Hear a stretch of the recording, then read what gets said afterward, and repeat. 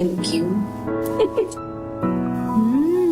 Amoy Nutella Berry Blooms. Amoy kalat, amoy good vibes.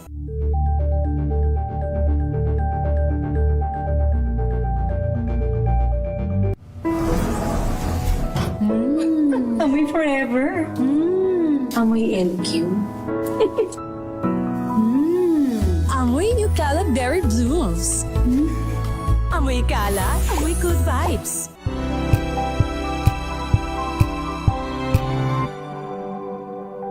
Hello, Washi! Laundry day na naman! Yay! Anong meron? Mancha ng chocolate, putik, may libag pa! Kaya natin yan! With Pride Washing Machine Detergent, may triple stain-away formula. Tanggal ang makapit, madikit, at malupit na dumit mancha. Kaya easy-easy ang labada. Mula noon hanggang ngayon! All you need is pride. All you need is pride. ACS.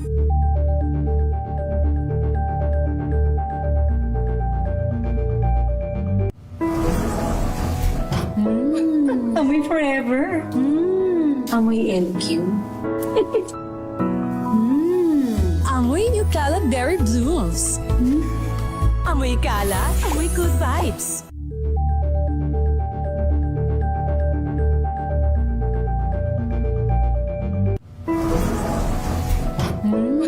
Amoy forever. Amoy NQ. Amoy Nutella Berry Blooms. Amoy kalat, amoy good vibes.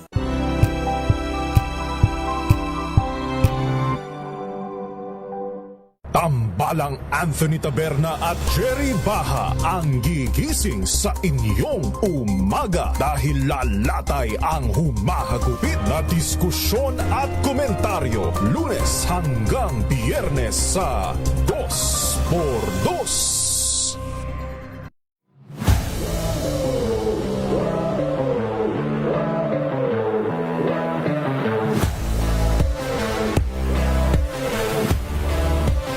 Siguro yung team namin, we're not the tallest team, but we thrive on the system of Coach Jong. Obviously, we're an underdog. So, I think yung identity ng team is systematic sa defense and offense. Kailangan yung isip lagi is play to win. Hi, we are the LS Road Warriors. Panoorin ang ating interview sa Match Point. Mabuhay ang atletang Pilipino! Mga balitang gigising sa inyong umaga. Mga balitang kailangan mong malaman. Mapapakinggan sa ACS Balita sa 2x2. Kasama sina Anthony Taberna at Jerry Baha. Lunes hanggang Biyernes.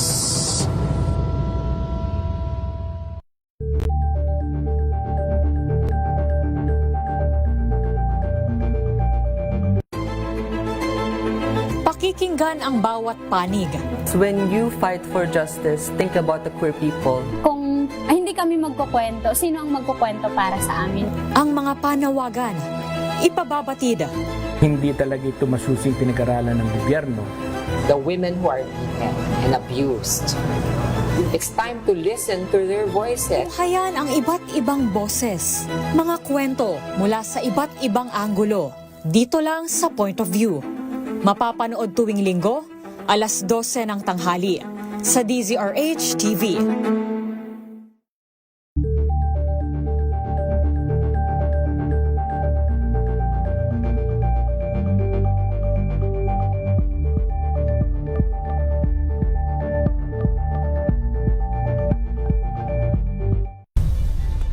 Nagsimula sa pangarap hanggang sa maabot ang tagumpay.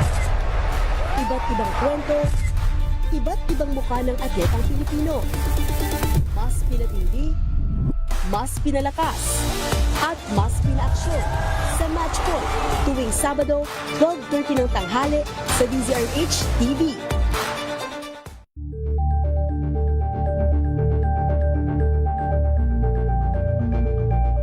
Curious ka ba sa maraming bagay? Kami na ang bahala dyan. Aalamin, tutuklasin at bibigyang linaw namin ang mga katanungang bumabagabag sa inyong isipan. Sa programa kung saan ang bawat sagot ay galing lamang sa mga eksperto.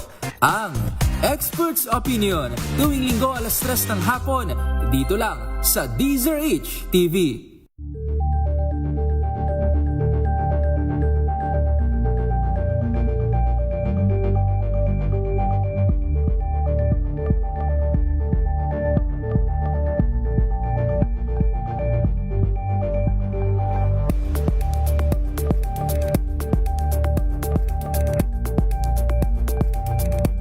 We've got you covered.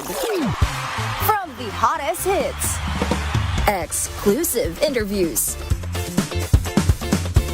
kilig to the bones fan meet experience, and hataw performances of your favorite stars. Saturdays, 12 noon, dito lang sa DZRH TV.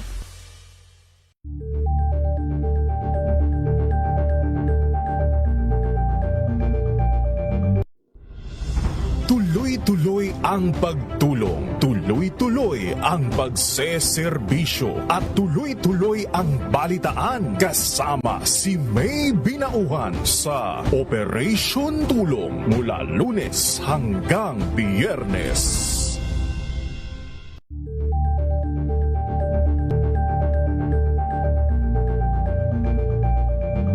Maagang balitaan, maagang usapan sa mga issue at balita kasama si Kuya Angelo Palmones sa Magandang Umaga Pilipinas mula Lunes hanggang Biyernes.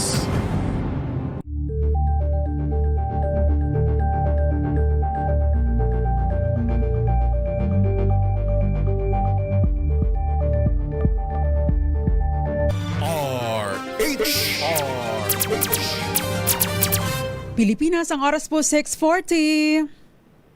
May problema ka ba sa batas? Hihimayin yan ng Panyera ng Bayan, Attorney Rina Seco sa Usapang Legal. Usapang Legal. Usapang Legal. Magandang gabi Pilipinas, ito po ang DZRH Usapang Legal kasama ang Panyera ng Bayan, Attorney Rina Seco para sa DZRH, una sa Pilipinas, una sa Pilipino. Usapang Legal. Kumusta po kayo ngayong araw ng Thursday? Nagmamadali. O nga, kaso bawal pa magtatamad-tamad. Thursday pa lang. Bukas may isang araw pa ng pagtatrabaho at for some, no? Or for many, actually.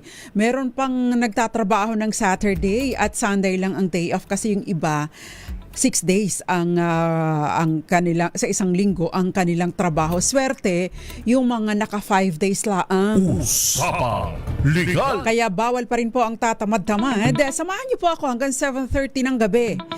Kasi bawal din po yung tatamad-tamad na matuto at pag-uusapan po natin may kinalaman dun sa problema ng ating mga kababayan patungkol sa lupa o karapatan sa lupa, no? Dahil meron pong nagtanong nitong ang topic natin last time, 'di ba, yung may adverse claim at quieting of title. Kaya meron pong question kung totoo nga daw ba, no? May question po RHTV, totoo nga daw ba na nagkakaroon ng karapatan, no? Sabi niya, hello po ma'am.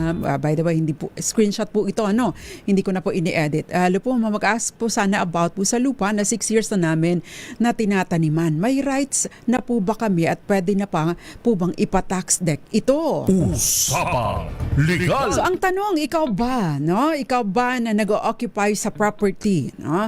Hindi pa natin pinag-uusapan kung ito ay may-ari o wala.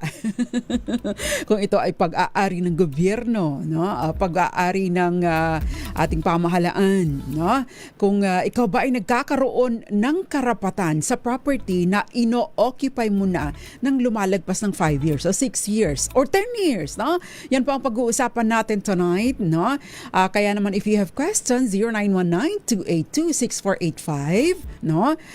O kaya naman ay pwede po kayong magpadala ng inyong tanong bilang comment sa DZRH TV 4K live stream sa YouTube o kaya naman sa DZRH News at DZRH DZRH News Television Facebook pages sa atin pong live feed tonight. Usapang Legal. At dahil alam ko pong marami ang nakaka-relate sa tanong natin tonight, feel free to share our discussion, at pwede po ninyong itag ang inyong mga kaibigan na merong merong ganitong suliranin na problema, concern, or katanungan, o kaya ay curious sa mga ganitong usapin. Usapang Legal. Ang unang-unang tanong, ang unang-unang sagot, diretsahan na po. Kung totoo bang nagkakaroon ng karapatan ang taong naka-5 or 6 or mahigit pa na taon na nakaposisyon sa lupa, ang tanong ay generally hindi po totoo. Lalo na po kung ito ay meron ng owner o meron ng private na nagmamay-ari or pribadong nagmamay-ari. Usapang Legal. Kasi hodang ito po ay wala pang titulo. Lalo na kung ito po ay may tax declaration na nakapangalan sa ibang tao, maliban na lang kung ito po ay nabili na ninyo o ito po ay i-donate sa inyo o meron kayong deed of conveyance o alamang dokumento na nagpapatunay, nagsasaad na ito ay inililipat na ang ang karapatan at pagmamay-ari sa inyo. Usapang Legal. So in short, kung ikaw lang po ay pumosisyon ka lang sa pagmamay-ari ng iba ay hindi totoo. Wala ka pong nakukuhang karapatan. Lalo na kung wala pong pahintulot ng nagmamay-ari at ikaw ay nag-trespass lamang dito. Trespasser ka or trespassing ka. And therefore, maari ka pang makasuhan. Diba? At kung ikaw ay magtatayo dyan ng mga ng establishment, i-introduce ka ng improvements, ay maari po na kapag ka ikaw ay pinaalis na, wala ka ring karapatan na ma-reimburse sa iyong mga nagastos sa inintroduce mong improvements simply because you are in bad faith. Usapang Legal. Ayan. Pero meron po mga pagkakataon na halimbawa ilang taon ka pa, kahit ilang araw ka pa lang na nakaposisyon sa property, isang lupa na binili mo, bagaman at unregistered, pero merong katagalan na nag-o-occupy o pagmamay-ari na ito ng iba at binili mo, ay ba syempre nagkakaroon ka ng karapatan, not because of your occupation but because of the contract o yung anumang deed of conveyance na na-execute po ninyo dahil nagkaroon kayo ng transaksyon. Usapang Legal. So kapag ka ang isang property ay unregistered, kailan ba maituturing na unregistered ang isang property? Ang unregistered property ay wala pong kaukulang titulo, TCT or OCT. But basically TCT o OCT po dapat kapag ka unang rehistro.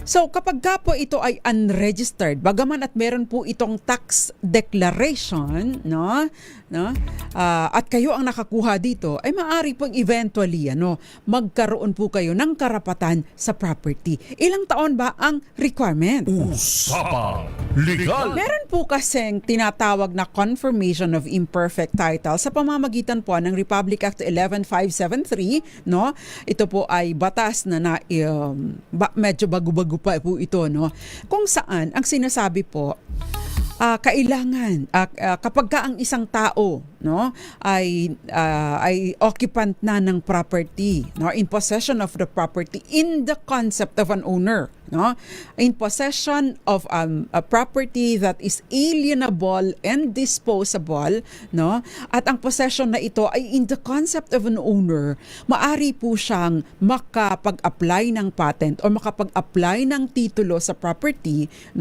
after 20 years. Ilalim po ng confirmation of imperfect title, yung RA 11573. Usapang Legal. Noon po kasing unang panahon, noong unang panahon, nung bata pa si Isabel at mura pa ang bigas, kapag ka po kasi sa lumang batas, since June 12, 1945, ay in possession ka na ng property sa kama maaaring mag-apply. O kaya naman, no, may sumunod na batas, sinusugan po ito ng isa pang batas na dapat ay naka-30 anyos ka na nag-o-occupy ng property, ng isang alienable and disposable property in the concept of an owner, no, sa loob ng 30 anyos, ay maaari kang mag-apply, no, ng patent, no, maari po itong agricultural free patent, no? So maari pong i-apply doon sa DENR. Usapang Legal! Ngayon, dahil po pinababa na yung number of possession or years of possession sa ilalim po ng 11573, 20 years na laang. Pero, no, here's the catch. Kung ito po ay residential property, considered residential property, baka po maunti-unti pa. No? Bakit? Kasi doon po sa bagong batas, bago-bago pa rin batas, na ito yung residential free patent, 10 taon po, yun pong required na years of residence. So, ibig sabihin, nandoon ka na sa loob ng 10 taon bago ka mag-apply ng residential free patent. Usapang Legal! Pero here is another catch, no? Kung ito pong property na ito, no, na itinuring na pagmamay-ari ng iba, so in the possession of someone else, in the concept of an owner, no? Again, agricultural, ito po ay alienable and disposable. So kung halimbawa po ay in possession na or naka-reside na dito yung nagbenta sa iyo, usually rights, no? Ay nandito na ng medyo may katagalang panahon, at kung ito total nyo yung occupation or possession ninyo ay at saka yung possession or occupation niya ay umabot ng 20 years o kaya naman ay 10 years for residential free patent, no? Ay maaari pong i-combine ito o i-add niyo ito. And therefore, kahit pa 3 araw ka pa lang dyan, ilang oras ka pa lang dyan, or ilang oras mo pa lang nabibili, for as long as nagtototal na ng 10 years for residential and 20 years for agricultural free patent, no? Maaari ka na pong mag-apply ng patent, no? Mag-apply ng titulo sa iyong pangalan. Ito po yung tinatawag na tacking of possession. Usapang Legal! Ibig sabihin, tinototal po yung number of years na inoccupy ang property or na possess ang property kasama po yung predecessor in interest. Sino yun? Yung pinag-ugatan or pinagkuhanan mo o nagpasa sa iyo nitong karapatan na ito sa property. Usapang Legal! Okay. Yan po ang ating tinatalakay tonight. Magandang umaga, magandang tanghali, magandang gabi sa lahat ng mga nanunood, nakikinig sa atin sa iba't ibang panig ng mundo. Kael Enriquez. Uy, Miss Kael, merong isang OFW dyan sa Hong Kong na sinaktan, di ba? I hope you are safe and I hope your employer is treating you well. At yung ating mga kababayan dyan sa Hong Kong, wag pong mag-aatubiling magpatulong sa ating mga kinauukulan, no?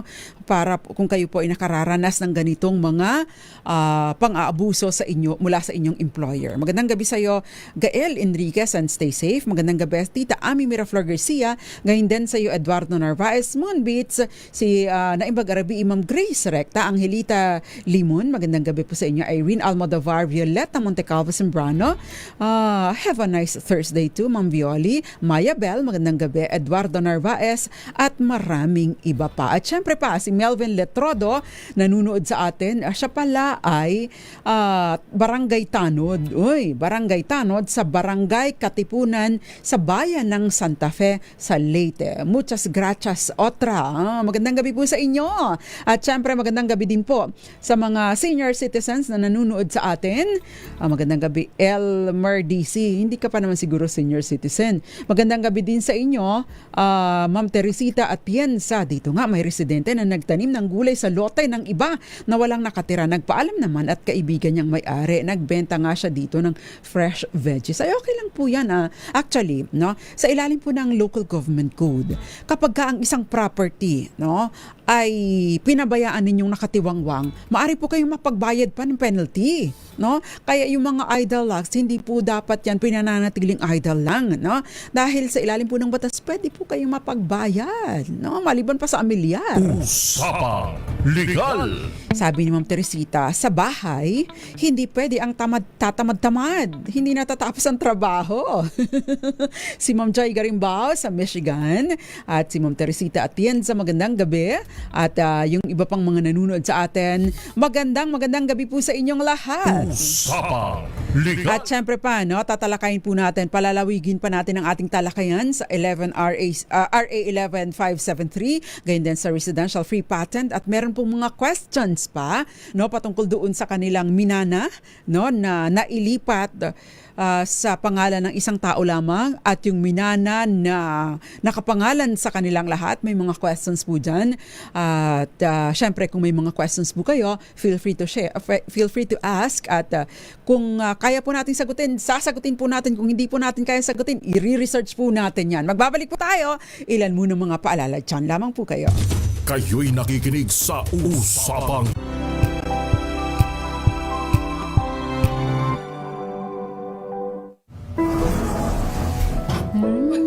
Amoy forever. Amoy LQ. Amoy New Cala Berry Blooms.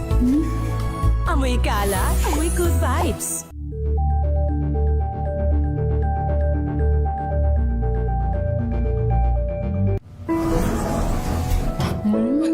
Amoy forever. Amoy LQ. Amoy New Cala Berry Blooms. Amoy Cala, amoy good vibes.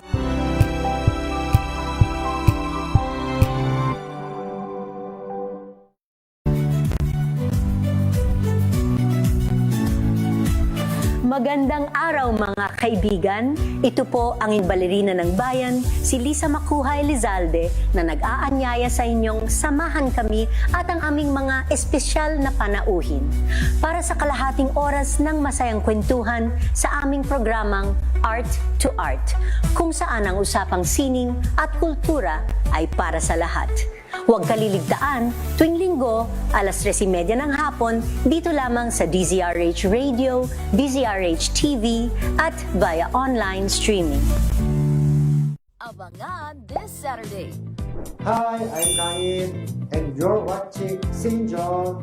Balik ka ng kilig sa Stunning Together fan meeting in Manila ng K-pop star na si Kangin.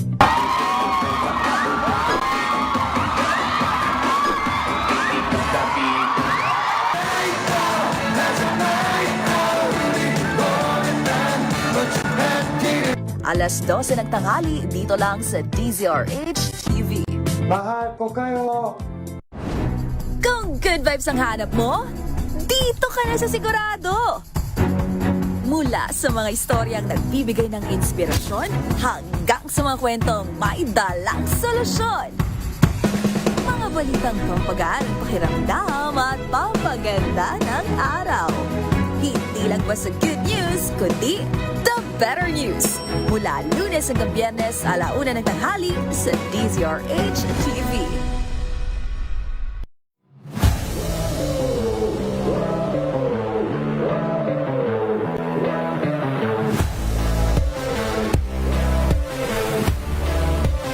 Siguro yung team namin, we're not the tallest team, but we thrive on the system of Coach Jong. Obviously, we're an underdog. So, I think yung identity ng team is systematic sa defense and offense. Kailangan yung isip lagi is play to win. Hi, we are the LS Road Warriors. Panoorin ang ating interview sa Match Point.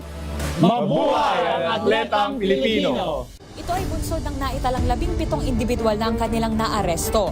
Ng Metro Manila Development Authority o MMDA ang No Contact Apprehension Policy o NCAP sa Metro Manila. Sa ilang mga dokumento ay peke. Hindi rin legal ang employment na ipinangako sa kanila.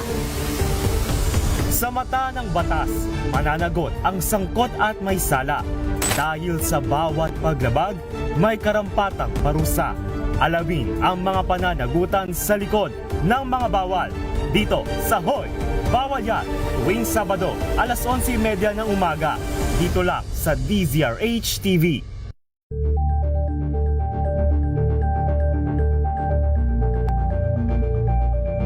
Alamin ang mga maiinit na isyung pambayan, mga balitang kailangan mong malaman, usapin sa pamahalaan, politika, ekonomiya at kabuhayan. Ito ang mga dapat mong malaman, pakialaman at pag-uusapan dahil kayo ang tinig ng mamamayan dito sa Damdaming Bayan. Live sa DZRH Radio, DZRH TV at DZRH Digital. Kasama sina Lakay, Deo Macalma at Elaine Apit. Araw-araw, Lunes hanggang Biyernes. Damdaming Bayan.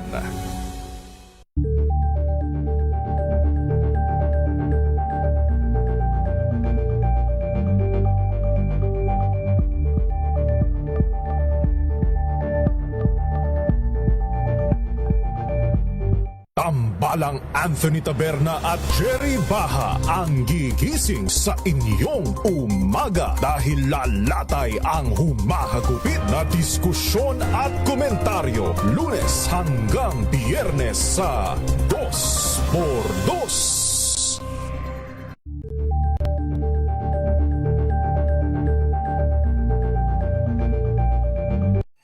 Mga balitang gigising sa inyong umaga. Mga balitang kailangan mong malaman. Mapapakinggan sa ACS Balita sa 2x2. Kasama sina Anthony Taberna at Jerry Baha. Lunes hanggang Biyernes.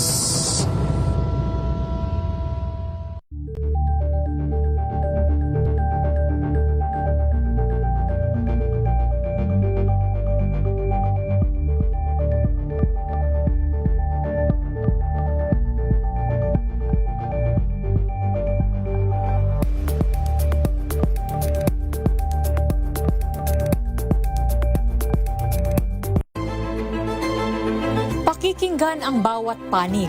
When you fight for justice, think about the queer people. Kung hindi kami magkukwento, sino ang magkukwento para sa amin? Ang mga panawagan, ipababatid. Hindi Seko Usapang Legal. Nagbabalik pa ang DZRH Usapang Legal kasama ang panyera ng bayan at Attorney Rina Seco. Tinatalakay po natin may kinalaman sa mga usaping lupa. Hindi amoy lupa, ha? Ayan, kanina binanggit ko po yung RA 11573 at saka yung confirmation of imperfect title at binanggit ko rin po yung residential free patent o yung 12001, no? Doon po yung residential free patent naman. As ang diferensya po nila, yun pong confirmation of imperfect title, patungkol po ito doon sa mga agricultural land. No? Ito yung alienable and disposable na agricultural land na inyo nang sinasaka, kinocultivate. No? So maaari po ninyo itong applyan. Ito po ay kahit malaki-laking parsela ng lupa, basta ito po ay unregistered at kayo po ay nag-cultivate na dito for at least 20 years or at least kung ito-total yung pamumusisyon or cultivation na ginawa noong predecessor in interest o yung pinag-ugatan or pinagmula ng inyong karapatan dyan sa property. No? Halimbawa, binili ninyo ito or i-denominate sa inyo, merong anumang deed of conveyance, no? Kung aabot na po ng 20 anyos, no? Ay maari na po kayong mag-apply ng confirmation of imperfect title, no? Ito po ay sa pamamagitan yung judicial confirmation, meron din pong tinatawag na administrative legalization. Yung judicial confirmation, syempre as the term implies, no? Kayo po ay dudulog pa sa korte para mag-apply ng titulo. Usapang Legal. Ina-apply po ito sa regional trial court where the property is located. Pero sa administrative legalization, ito po yung medyo mas madali-dali at mura, no? Dahil yung administrative legalization ay mag-a-apply po kayo ng free patent through the Department of Environment and Natural Resources. Meron lamang po mga requirements and I think in the past we have discussed this at na detalye ko na din kung ano yung mga requirements ng free patent through yung administrative legalization of imperfect title. Usapang Legal. Ito po ay pinasimple at noon po kasing araw again, bata pa si Isabel, bata-bata pa ako. Ang sinasabi po meron po mga deadline na siniset kung hanggang kailan lang pwedeng mag-apply ng free patent. Dito, doon sa 11573, wala na pong limit. Ibig sabihin ay wala na pong petsa na hanggang dito lang, wala na pong deadline ng pag-a-apply. Kung ikaw, baka naka 20 anyos ka na dyan, or at least total na 20 na yung occupation yan, maaari kang mag-apply for as long as it is unregistered, it is alienable and disposable, and you are in possession of the property in the concept of an owner. Maaring minana mo, binili mo, yung mga rights, ayan, pwede po yan. Usapang Legal. Ngayon, yun pong residential free patent.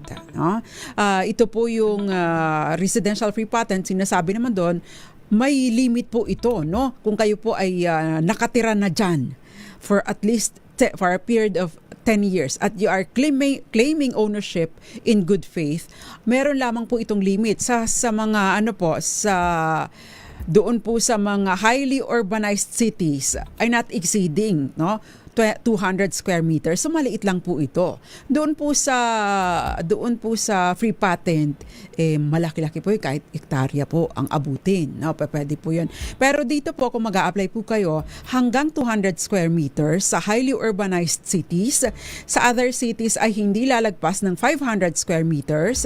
Para po sa mga nasa first and second class municipalities hanggang 750 square meters at para sa third class municipalities and below, kagaya dyan sa Buenavista, Marinduque, third class municipality, hanggang 1,000 square meters or 1,000 square meters. Pero ito po yung reminder lang, isang application lamang po para sa isang tao. Usapang Legal. Hindi pwedeng nakakuha ka na ay makakalibre ka pa ulit. Hindi po pwedeng ganun. Hindi po unli ito.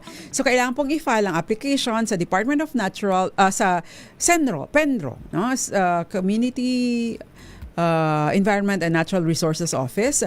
Submit po ng mga documents. And if you're interested, kung may magme-message sa akin dyan, pwede ko pong i-post yung mga requirements para sa residential free patent at saka doon sa free patent sa agricultural land. Usapang Legal. Ayun. So, yun po yun. Nakikinig po kami. Tanong ko lang po, attorney. Sabi niya ganon. Sabi ni Flor B. Fernandez. Sabi niya, nakikinig po kami. Tanong ko lang po, attorney, ay dalawa po sila na nagbabayad ng lupa. Kami po, tax din. Sabi ng tax na binabayaran po namin ay ang pagkakatira lamang namin. 47 years na po kami nakatayo ang bahay namin dito. Rights lang po ang hawak namin na papel. Paano po yun? Ano po ang gagawin? Usapang Legal. Ang tanong ko po, kayo po ay nakatira dyan. Para saan po yung tax declaration ninyo? Ito po ay para sa lupa o para doon sa bahay ninyo? Kasi may mga pagkakataon po, maaring pagmamay-ari ni Pedro. Talagang sinauna. Maaring pong pagmamay-ari ni Pedro ang property, ang lupa. Pero ang bahay ay pagmamay-ari ni Juan dahil pinahintulutan siya o meron silang kasunduan o meron silang kontrata na nagpapahintulot kay Juan, na gamitin ang property. So it doesn't necessarily mean na kapag ikaw ay may tax declaration sa bahay ay covered na doon yung tax declaration doon sa lupa. Usapang Legal. So ano po ang nagbigay sa ano po ang pinag-uugatan ng inyong karapatan? Yung binili po ninyo na rights. Ano po, binili po ninyo ng rights sa lupa o binili ninyo yung rights sa bahay? Magkakaiba po yun. Ngayon, kung halimbawa po, nabili po namin ng rights sa lupa, ang tanong ngayon, anong rights ang nabili mo? Kasi remember, in the previous discussions, if you have been a listener of Usapang Legal, yun pong rights na patungkol po yung pinag-uusapan ay patungkol po yun sa mga karapatan. It doesn't mean na rights na nagli-lead to ownership, automatic na nagli-lead sa ownership. Kung halimbawa po, may kontrata kayo, nabili mo yung rights to occupy the land, i-occupy lang. ang iyong karapatan doon. Halimbawa naman yung usufruct, makinabang doon sa property without transfer of ownership, maaaring yun lamang po. So ang tanong ngayon, anong klase ng rights ang nabili ninyo? Kung halimbawa pong nabili ninyo ay rights na siya ay inaangkin niya ang property at meron siyang karapatan dito base sa possession in the concept of an owner, then maaari pong mag-lead po ito doon sa karapatan na makapag-apply ng titulo sa property. Usapang Legal! Pero kung halimbawa po kahit 47 year, kahit 1,000 taon na po kayong nakatira dyan, kahit 100 taon na po kayong nakatira dyan, kung meron pong nagmamay-ari ng property at ang nabili ng bahay, ng lupa at ang nabili mo ay karapatan lamang doon sa bahay, hindi po kayo magkakaroon ng karapatan doon sa lupa. Tanging sa bahay lamang po ang inyong karapatan. Usapang Legal! Si Ma'am Magdalene Martin, sabi niya maraming salamat daw doon sa magandang topic. Ito yung question ni Magdalene Martin. Ang tanong ko po, ang naka-encroach sa lupa namin noong 2018 hanggang ngayon, nandun pa din po kahit alam niya na awarded na po sa amin. Na ngayon po ay nakapagbayad na kami ng tax declaration. Ilang beses ko na po sinabi sa barangay. Pero sinabi po nila na walang nangyari para makausap yung sabi ng barangay ay patungkol sa lupa ay wala silang authority. Mali, no? Dahil may karapatan po ang barangay sa mga encroachment, no? Kung kapitbahay mo sinakop yung kwarto nyo yung kapitbahay nyo, no, sinakop sa kanyang bakod yung ilang inches, ilang pulgada o ilang feet, no, ng property mo, may karapatan po diyan, no, ang barangay. In fact, kapag hindi po nagko-cooperate yung other party, maaari po silang mag-issue ng certificate to file action para po i-endorse or mag-lead, no, sa korte ang inyong kaso. Paano? Ejectment, no? Yun pong para mapaalis po sila. Kailangan lamang po na ma-establish niyo na i-award na nga sa inyo ang property at nagpadala na rin kayo ng demand letter at dumaan na rin po kayo sa barangay. Usapang Legal! Attorney, pag informal settler na nagtayo ng bahay sa government lot, pwede bang maging kanya na ang lote pagkatapos ng ilang taon na pag-occupy sa government property? Usapang Legal! Kung wala pong titulo ang gobyerno, ibig pong sabihin, ito po ay unregistered land. Pero kung halimbawa po, pagmamay-ari ng NHA, o pagmamay-ari ng DOTC, o pagmamay-ari ng ganitong ahensya ng gobyerno, ay hindi po. Pero kung ito ay unregistered land. Kasi meron po tayong tinatawag na Regalian Doctrine. Ano ba yung Regalian Doctrine? Na lahat ng lupa dito sa Pilipinas ay pagmamay-ari po ng Estado. Nagkakaroon lamang po ng private ownership kung eventually ay napatituluhan ito ng mga pribadong individual o napatituluhan ito ng anumang sangay ng gobyerno. Yun po yun. Usapang Legal! So to answer your question, Ma'am Teresita Atienza, hindi po lahat ng unregistered hindi po lahat ng pagmamay-ari ng Estado ay maaring angkinin at patituluhan ng pribadong individual. No, lalong-lalo na po kung ito ay hindi maituturing na alienable and disposable. Ano ba yung mga hindi alienable at hindi disposable?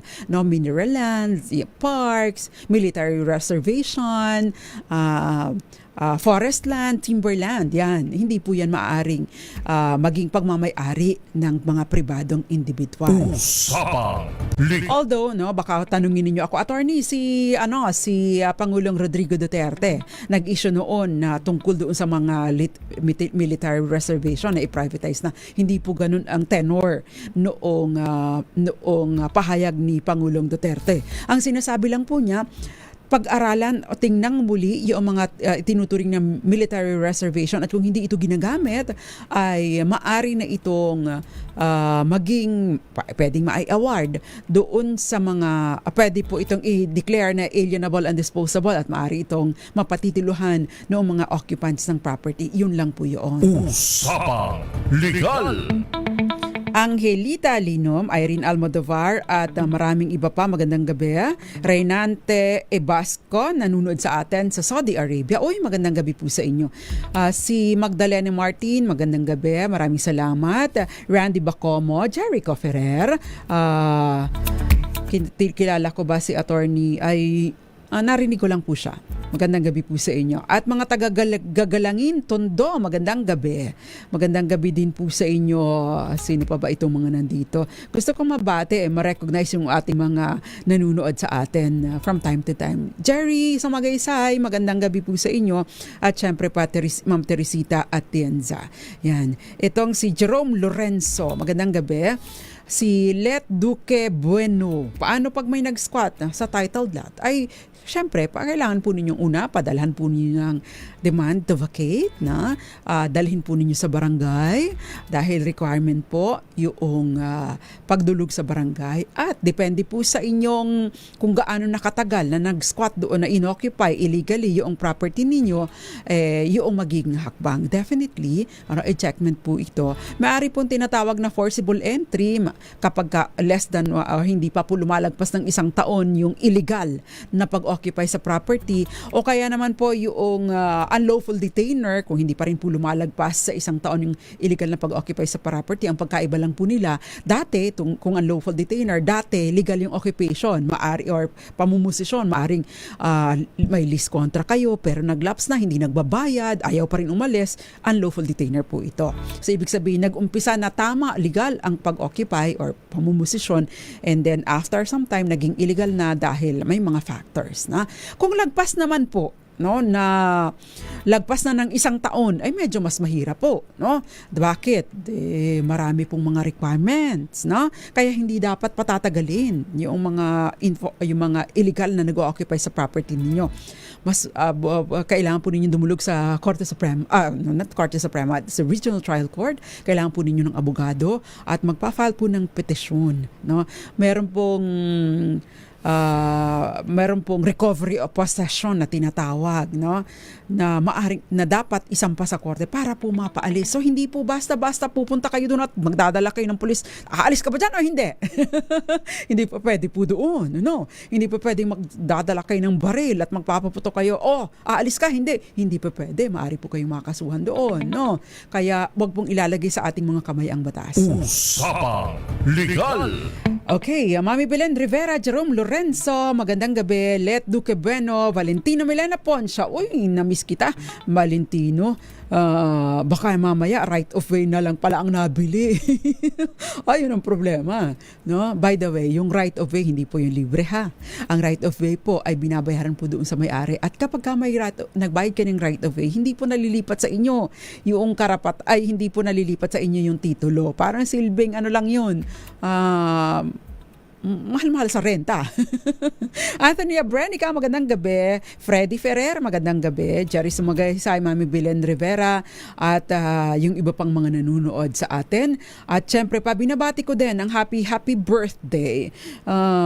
Happy birthday sa'yo. William Aguilar, classmate ko ito nung college.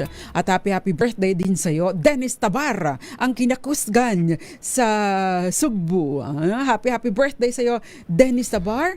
At yan, magandang gabi po sa inyong lahat. At gusto ko ring i-congratulate. Attorney Alshred Ismael. Isa siya sa mga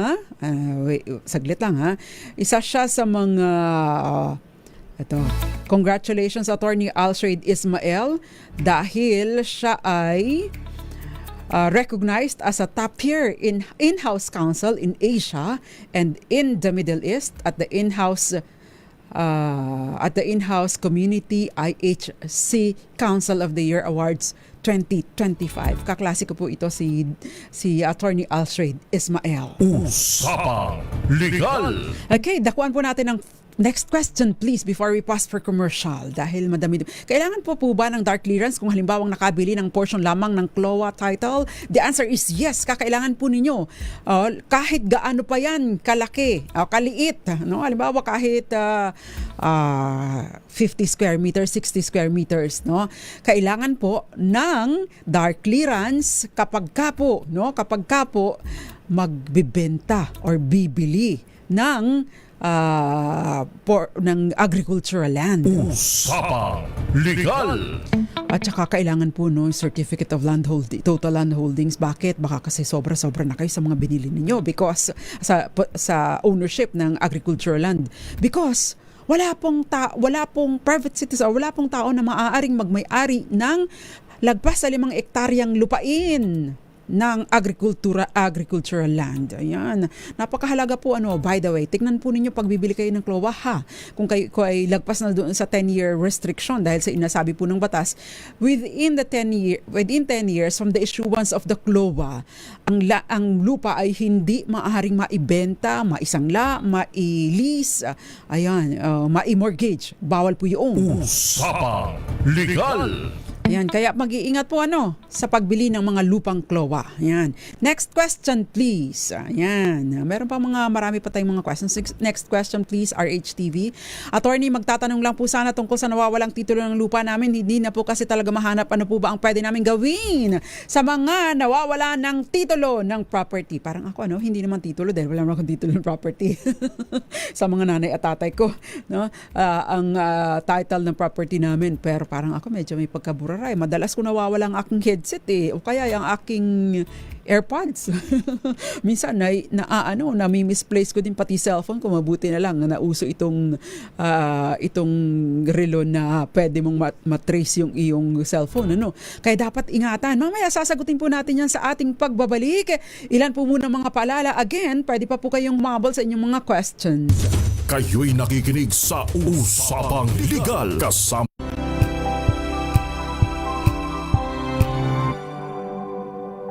tinesting, sinuri, siniyasan. Ang resulta? Super effective ang Shield sa pagpatay ng bakterya at virus. Shield Antibacterial Soap. Believe ang mga eksperto sa Philippine Nurses Association. At si Mami. Tiwala ako sa Shield. Shield Antibacterial Soap. Napatunayang mabisa. Ang mga nurse, tiwala. ACS. Amoy forever. Amoy LQ. Amoy New Cala Berry Blooms. Amoy Cala, amoy good vibes. Sa lahat ng bagay, simula pa lang, siguraduhin max protection na. Kasi pag kulang ang proteksyon, baka madaling masira. Sa ngipin, dapat may max protection din. Max Alaga ng Unique Toothpaste. With Max Protect Formula, helps stop cavities before they start, while keeping breath fresh. Try Unique Maximum Fluoride Protection para Max Alaga, Max Protektado. ACS. Amoy forever. Amoy LQ. Amoy New Cala Berry Blooms. Amoy Cala, amoy good vibes.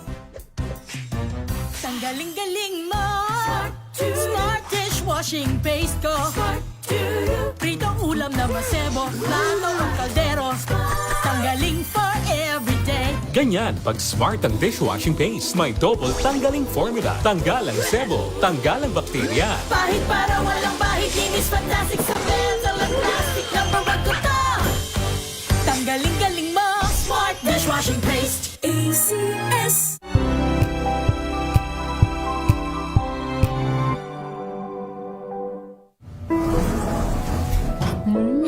Amoy forever. Amoy LQ. Amoy New Cala Berry Blooms. Amoy Cala, amoy good vibes.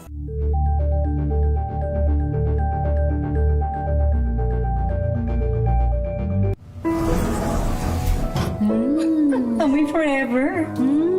Amoy LQ. Amoy New Cala Cherry Blooms. Amoy kala, amoy good vibes. May nagbago. May arte. May budget.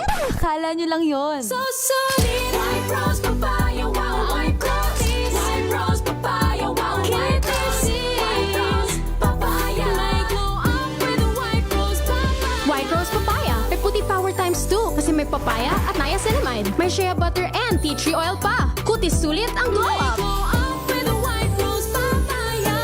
White Rose Papaya. Kutis sulit ang glow up. ACS. Wow, ang saya. Isang barangay na labada, puro mancha pa. Goodbye, pahinga. Mommy, isang laba lang yan sa Pride Bar Blue. May powerful stain-away enzymes na malupit sa dumit mancha. At di masakit sa kamay. Isang laba lang yan. Hello, pahinga. Hello, Pride Bar Blue. ACS.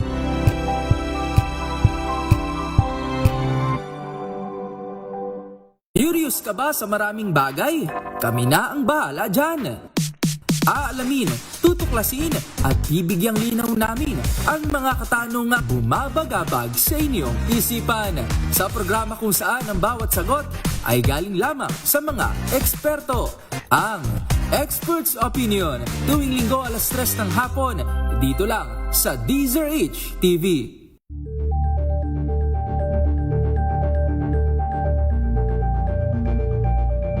We've got you covered. From the hottest hits, exclusive interviews, kilig to the bones fan meet experience, and hataw performances of your favorite stars. Saturdays, 12 noon, dito lang sa DZRH TV.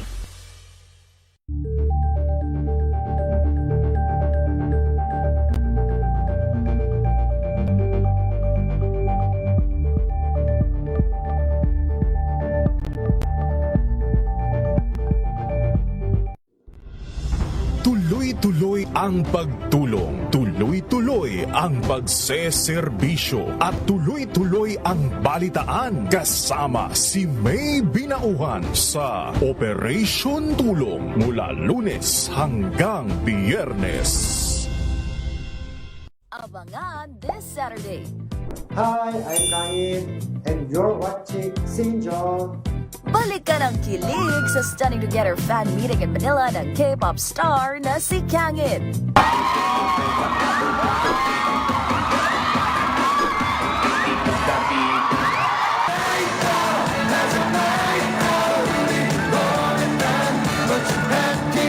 Alas 12 ng tanghali, dito lang sa DZRH TV. Mahal ko kayo. Oh, Gilbert, magandang gabi dyan sa Toronto. Magandang gabi din po sa kay Agustin Villarta, Rina Villarta and family. Magandang gabi po sa inyo. Ay, morning po dyan sa inyo, no? Tama ba ako? Pasensya na, mahina ako sa geography eh. Si Joseph Abalos dyan sa Pangasinan, si Tess Garcia at Archie Valencia dyan sa Zamboanga City. Si Tess Garcia, attorney, good evening. Ano po ang pwedeng gawin kung may nakatira sa lupa na pag-aari namin? May titulo po kami, kaya lang kasama po siya sa 211 title na tinatawag nila. Ayan, medyo komplikadong usapin yung 211 title po. Ano? Usapang Legal. Noon po kasing araw, noong, anong taon ba yun? 19 forgotten. Meron po yung 211 title, dyan po yung sa Baguio, di ba? Na binabanggit po siya na ito ay reservation, civil registration, reservation. Pagkatapos ay sinasabi na lahat ng mga lupang-lupang yan ay mga public land. Kaya medyo komplikado pa po ito, hindi pa rin po ito nare-resolve hanggang ngayon. So, pero kung ang pag-uusapan po natin, no, kung ang pag-uusapan po natin ay yung lupa ninyo, regardless kung anuman uri ng title ninyo dyan, ano, at tapos may nag-o-occupy po ng iba na illegal na pamumosisyon, ay maari po kayo magdumulog sa barangay. Pangalawa, demand letter, dulog sa barangay. Pagkatapos ay depende po sa kung ano ang gaano na sila katagal dyan or kung ano ang nature ng pag-occupy nila dyan, maari po kayo magsampa ng kaso.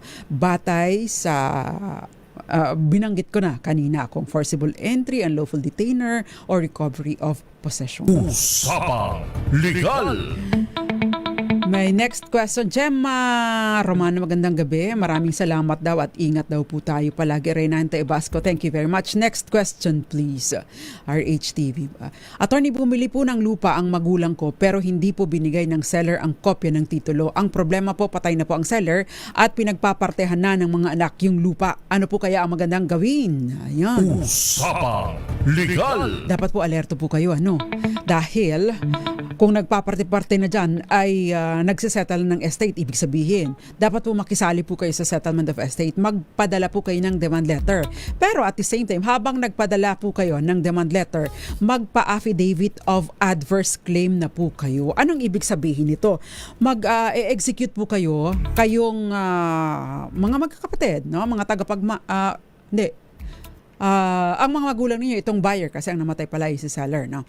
So ang mga magulang ninyo, mag-affidavit of adverse claim na po kayo na ipapa-annotate po ninyo doon sa Register of Deeds. Usapang Legal. Dapat po ay alerto po kayo, kapag ka po kasi naibenta sa iba, medyo mahihirapan na po kayo, lalong-lalo na kung innocent purchaser, no?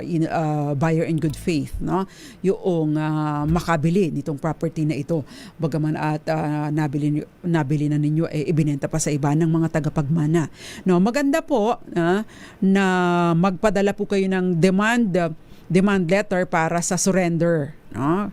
Surrender ng title at sabihin niyo dapat mai-honor po ito, no? Dapat i-honor po ito ng tawag doon, in-honor po ang transaksyon ng mga magulang ninyo at ng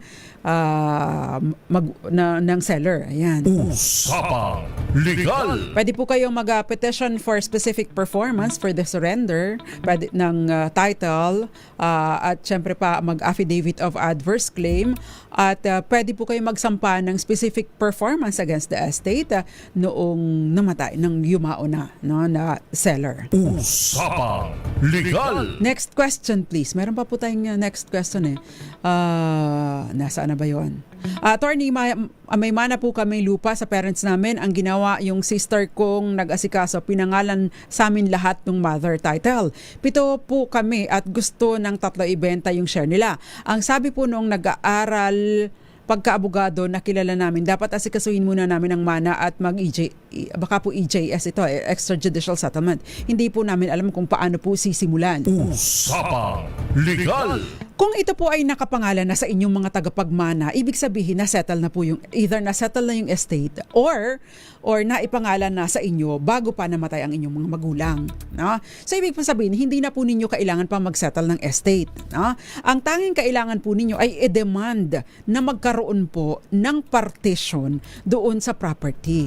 Ito po yung madalas na problema ng mga nagmamana pagkatapos ay nagiging co-ownership dahil hindi napapartition or hindi napapatituluhan, nakukuha na ng individual title, no? So pagdating ng araw at yung iba ay hindi na interesado sa co-ownership, ay di-demand na magkaroon ng partition. Now, depende po sa sitwasyon kasi kung malaking tipak po ng lupa, no, maari po itong pagbahagi-bahagihin talaga. Pero kung isang maliit na portion ng property or isang maliit na property, pagkatapos physically impossible or improbable na hati-hatiin pa ito, ang maaring gawin dyan ay bilhin ng mga interesado doon sa mga gustong magbenta.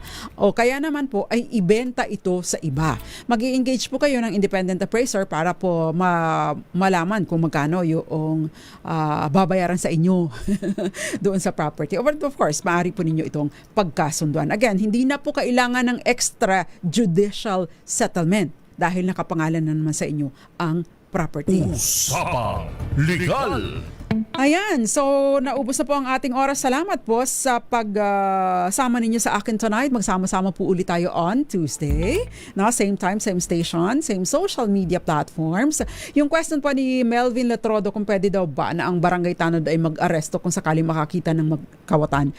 Caught in the act, yes. Immediately after ng nakawan, pwede po. And you have personal knowledge na talagang siya ang nagnakaw. Pwede po yun. In fact, even a private individual, hindi barangay tanod, ay maari po may tinatawag tayong citizen arrest, no? Kapag nasa harap mo, no, gumagawa ng krimen, pwede nang arestuhin po ito, no, ng kahit sinong citizen. Usapang Legal. Again, maraming salamat po sa pagsama ninyo sa akin. Thank you very much. Magsama-sama po ulit tayo Tuesday, same time, same station, same social media platforms. Nakasama ko po sa kabilang side ang gwapong-gwapong si Jeric Barreto, mga taga-DZRH TV at mga taga-IT Department. Ako po ang panyara ng bayan, Attorney Rina Seco para sa DZRH. Una sa Pilipinas, una sa Pilipino. Sumainyo ang mga dagdag kaalaman sa batas. Hatid ng panyera ng bayan. Attorney Rina Seco sa Usapang Legal. Usapang Legal.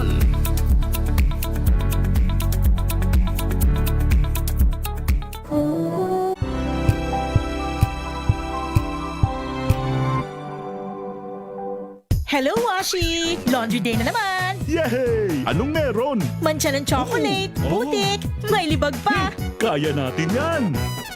With Pride Washing Machine Detergent, may triple stain-away formula. Tanggalang makapit, madikit, at malupit na dumit mancha.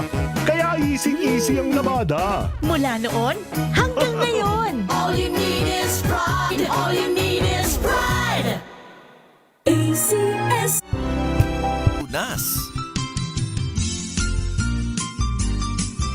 Magandang gabi po, Luzon, Visayas at Mindanao. Faith Silver Clamor po ang inyong kasama at ito po ang programang Lunas, atid po sa atin ng Sunburst